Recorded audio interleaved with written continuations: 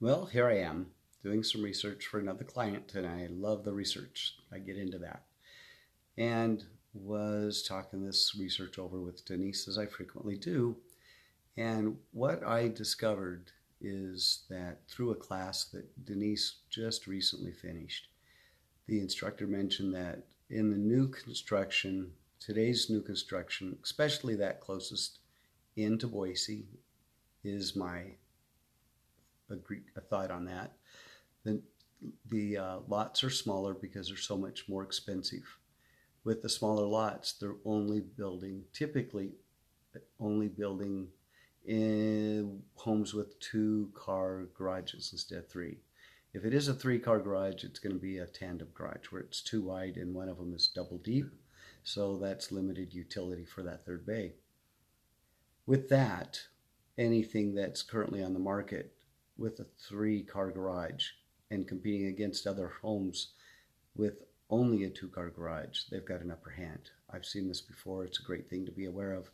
And when a third bay used to cost $15,000, $20,000 to build or to have added to new construction, it wasn't fetching that much value years ago, 5 years ago, necessarily for resale. And the appraisers were, as I remember the conversation I had with one, really only giving them about $5,000 extra value for that third bay. Now, I look at this information, I'll share it with you. I'm trying to switch lenses. It's not letting me. Okay. So the subject property that we're talking about is a 4-bedroom, 2.5-bath home with a 3-car garage, and that's 3 bays wide. It's 2,135 square feet, built in 2005 on a almost 1/5 of an acre. It's a large corner lot, 0.198.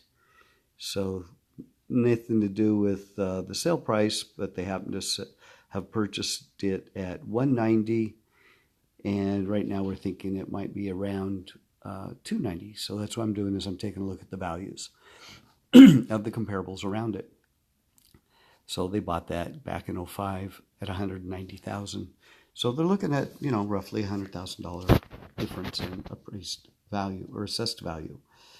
Here's a list of the comparables. As you can see, looks like 9, I believe, 1, 2, 3, 4, 5, 6, 7, 8, 9 active comparables or homes competing with it. They are similar in size, age, sometimes newer.